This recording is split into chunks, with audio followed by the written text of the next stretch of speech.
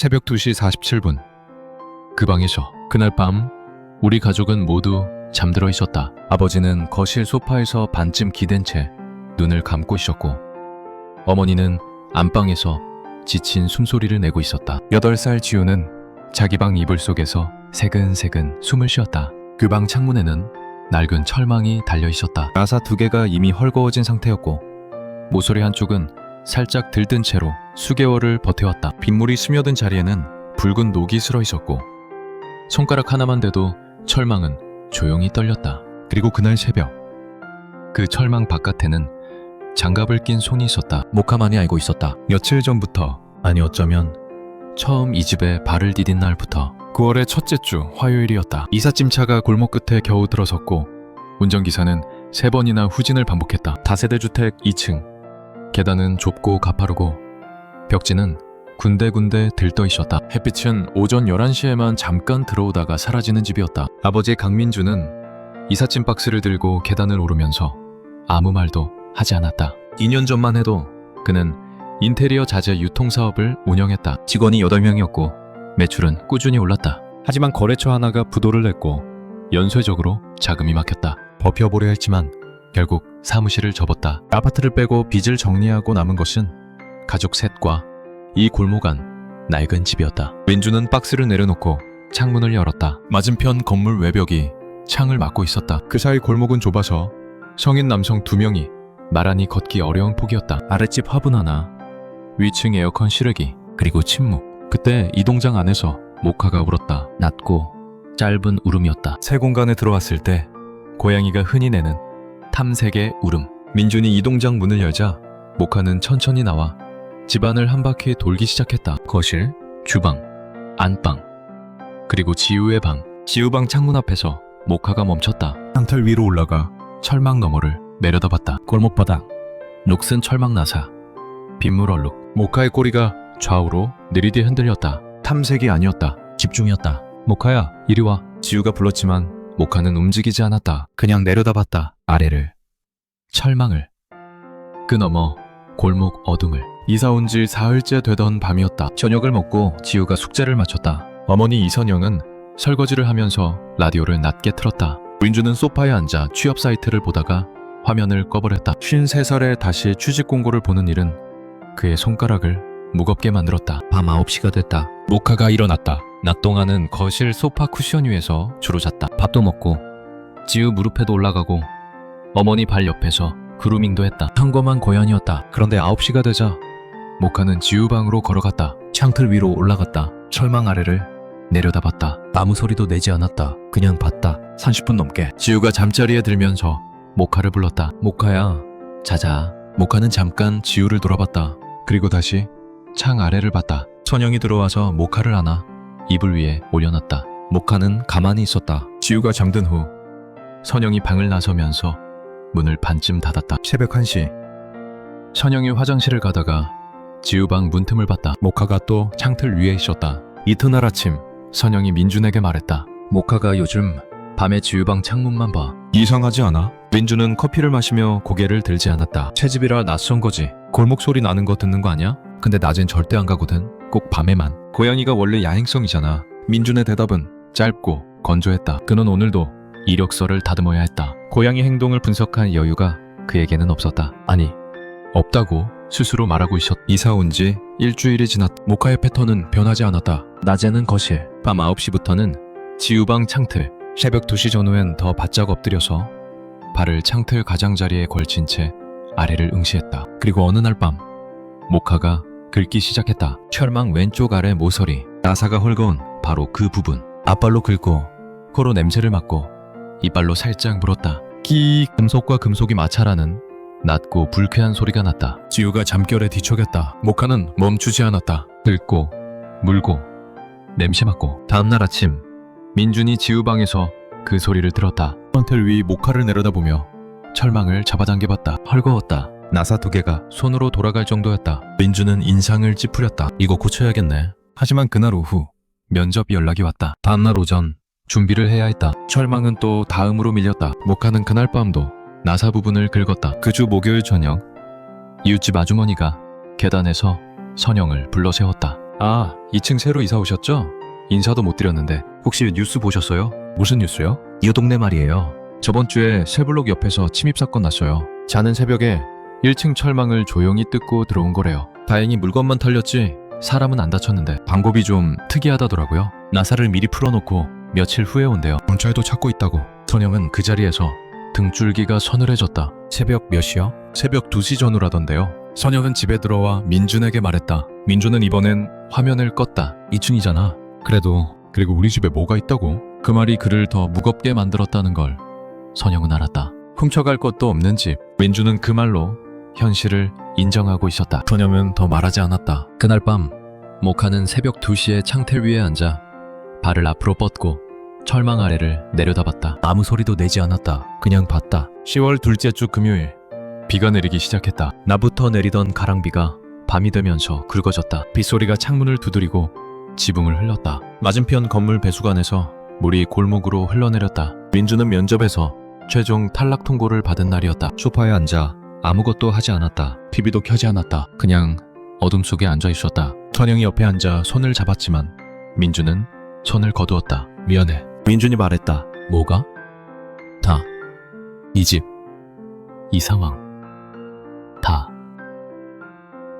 선영은 아무 말도 하지 않았다. 할 수 있는 말이 없었다. 두 사람은 그 어둠 속에 나란히 앉아 빗소리를 들었다. 지우는 이미 잠들어 있었다. 모카는 지우 방에 있었다. 새벽 1시 빗소리가 정점을 향해 가고 있었다. 배수관 물소리, 창문 두드리는 소리, 골목에 고이는 빗물 소리. 그 빗소리 속에 다른 소리가 섞여들고 있었다. 아주 작았다. 비가 만들어내는 소음의 레이어 아래 금속이 금속을 스치는 소리, 배수관이 진동하는 소리와 비슷했다. 사람의 귀로는 구분하기 어려운 주파수였다. 모카의 귀가 움직였다. 창틀 위에 앉아있던 모카의 양쪽 귀가 앞으로 꼿꼿하게 섰다. 눈동자가 세로로 좁아졌다. 몸 전체의 근육이 조용히 긴장했다. 철망 왼쪽 아래 나사 부분, 그 소리는 거기서 나고 있었다. 새벽 1시 20분 소리가 멈췄다가 다시 시작됐다. 단월적으로 신중하게 비가 강하게 내릴 때 맞춰서 모카는 창틀에서 내려왔다. 지우의 이불 위로 올라갔다. 지우의 배 위에 앉았다. 앞발로 지우의 가심팍을 천천히 그러나 계속해서 밟았다. 꾹, 꾹, 꾹. 지우가 잠결에 뒤척였다. 모카야, 졸려. 모카는 멈추지 않았다. 꾹, 꾹. 앞발이 조금 더 세게 눌렀다. 그리고 낮고 짧게 거의 소리 없이 울었다. 지우가 눈을 떴다. 흐릿한 시야, 천장, 빗소리, 그리고 창문에서 나는 소리. 새벽 1시 31분. 지우는 처음에 꿈인지 현실인지 몰랐다. 모카가 이불 위에 있고 창에서 뭔가 소리가 났다. 기소리인가? 아닌가? 모카가 지우를 보다가 창문을 봤다. 지우를 보다가 창문을 봤다. 그 눈빛이 달랐다. 지우는 7살 때부터 모카와 살았다. 모카가 장난칠 때, 졸릴 때, 불편할 때 눈빛을 알았다. 그런데 지금은 그중 어떤 것도 아니었다. 모카가 갑자기 창문 쪽으로 달려갔다. 창틀 위로 뛰어올라 철망에 몸을 던졌다. 쾅! 철망이 울렸다. 모카가 앞발로 철망을 긁으며 낮고 거친 소리로 울기 시작했다. 그러는 그르릉 경고음이었다. 위협의 소리였다. 바깥에서 소리가 멈췄다. 2초, 2초, 3초.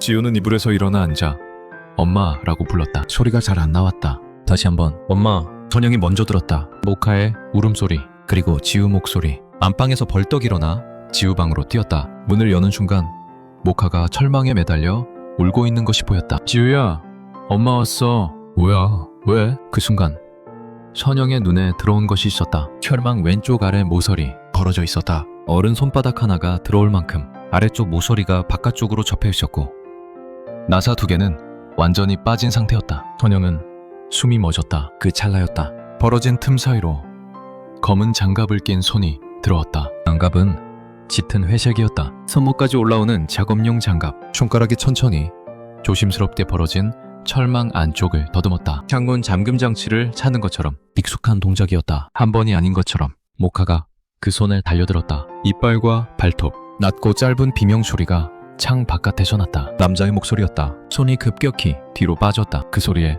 민준이 뛰어들어왔다. 거실 불을 켰다. 지우방 불을 켰다. 창문으로 달려가 창을 열려고 했다. 선영이 붙잡았다. 열지 마! 민준은 창 너머 골목을 봤다. 1.5m 아래 골목. 빗속에 남자가 있었다. 어두웠지만 보였다. 검은 후드, 장갑, 발밑에 뭔가 도구. 남자와 민준의 눈이 마주쳤다. 2초. 남자가 돌아섰다. 거기서 민준의 목소리가 골목 벽에 부딪혀 울렸다. 남자는 달렸다. 골목 끝을 향해. 하지만 그가 기대 오른 철망 사다리 도구 하나가 골목 바닥에 남았다. 민준은 이미 휴대폰을 들고 있었다. 춘찰차가 10분 만에 왔다. 두 번째 차가 골목 반대편을 막았다. 남자는 다음 골목 쓰레기장 뒤에서 발견됐다. 귀를 맞으며 쪼그려 앉아 있었다. 오른손등에 모카가 긁은 자국이 선명했다. 경찰이 남자의 휴대폰을 확인했다. 사진이 있었다. 우리 집 외벽, 지우방 창문, 철망 나사. 날짜가 10일 전부터 찍혀 있었다. 이사 온 직후부터였다. 낮에 골목을 지나며 찍은 것이었다. 헐거운 나사를 발견하고 며칠에 걸쳐 조금씩 더 풀어놨다는 진술이 나왔다. 계획적이었다. 아이 방이라는 걸 알고 있었다. 낮에 아무도 없는 시간을 파악해뒀고 새벽 2시 빗소리를 소음으로 활용해 작업할 생각이었다. 경찰이 민준에게 설명하는 동안 민준은 한마디도 하지 않았다. 지우방 창문을 봤다. 벌어진 철망을, 그 안쪽에 남아있는 장갑 자국을. 사람들이 다 떠난 새벽 4시. 집안이 조용해졌다. 지우는 선영 옆에서 겨우 잠들었다. 거실에 민준 혼자 앉아 있었다. 불을 켜지 않았다. 창밖 빗소리만 들렸다. 민준은 손을 무릎 위에 올려놓고 그 손을 내려다봤다. 이 손으로 이삿짐을 날랐다. 이 손으로 이력서를 썼다. 이 손으로 아무것도 고치지 못했다. 철망을 고쳐야 한다고 생각했다. 생각만 했다. 면접이 있었고 탈락이 있었고 자존심이 있었고 핑계가 있었다. 그 사이 딸아이 방 창문은 무방비 상태였고 누군가가 그걸 알고 있었다. 고양이가 알고 있는 걸 자신은 몰랐다. 눈물이 나지 않았다. 그보다 더 깊은 곳에서 뭔가 무너지는 감각이 있었다. 아버지라는 것의 무게, 지키는 사람이라는 것의 의미. 그 무게를 그는 오늘 처음으로 몸으로 느꼈다. 그때 무언가 따뜻한 것이 발 위로 올라왔다. 모카였다. 민준은 내려다봤다. 모카가 무릎에 올라앉아 그를 봤다. 노란 눈이 어둠 속에서 빛났다. 민준이 손을 뻗어 모카를 만졌다. 그때 느꼈다. 왼쪽 앞발 패드 근처 작은 상처, 철망에 긁힌 것이었다. 민준의 손이 멈췄다. 아침이 됐다. 지우가 일어나자마자 모카를 찾았다. 모카는 거실 소파에서 자고 있었다. 지우가 달려가서 안았다. 모카는 발버둥 치지 않았다. 가만히 안겼다. 지우가 울었다. 소리 없이 모카 털 속에 얼굴을 묻고 선영이 옆에서 지우 등을 쓸었다. 민준은 주방에 서서 그 광경을 봤다. 그리고 아무도 모르게 조용히 눈을 감았다가 떴다. 그 주 안에 철망이 교체됐다. 새 철망이었다. 마사는 2배 촘촘했고 소재는 스테인리스였다. 전문업체가 와서 2시간에 걸쳐 작업했다. 창틀 자체도 보강했다. 비용이 만만치 않았지만 민준은 흥정하지 않았다. 설치기사가 마지막 나사를 조이면서 말했다. 이 정도면 웬만해서 안 됩니다. 민준은 고개를 끄덕였다. 그날 밤 지우방 창문 앞에 민준이 서서 철망을 손으로 잡아당겨봤다. 꿈쩍도 하지 않았다. 그는 한 번, 2번 더 잡아당겼다. 그리고 손을 놓았다. 그 후로 일상이 돌아왔다. 모카는 낮에 거실에서 잔다. 밥을 먹고 지우와 놀고 선영 발 옆에서 그루밍을 한다. 하지만 밤이 되면 새벽 2시가 가까워지면 모카는 눈을 뜬다. 지우 방으로 걸어가 창틀 위에 올라앉는다. 새 철망을 잠깐 바라본다. 코로 냄새를 맡고 귀를 세우고 골목 아래를 살핀다. 그리고 5분 후 내려온다. 지우 옆으로 돌아와 눕는다. 지우의 숨소리에 맞춰 배가 오르내리는 것을 보다가 눈을 감는다. 어느 날 밤 민준이 그 광경을 문틈으로 봤다. 모카가 창틀에서 내려와 지우 옆에 눕는 것을. 그 작은 몸이, 그 조용한 순찰을. 민준은 지우 방문을 살며시 열고 들어갔다. 모카를 한번 내려다봤다. 그리고 지우 이마에 손을 얹었다가 뗐다. 일어서서 창문 앞에 섰다. 새 철망, 단단한 나사, 골목의 어둠. 그가 조용히 말했다. 아무도 깨지 않을 정도로 낮은 목소리로. 이번엔 내가 지킬게. 모카의 귀가 그 소리에 한 번 움직였다. 그리고 다시 눈을 감았다. 그날 밤 이후 우리 가족은 4명이라고 부르지 않는다. 5이라고 한다. 모카를 포함해서.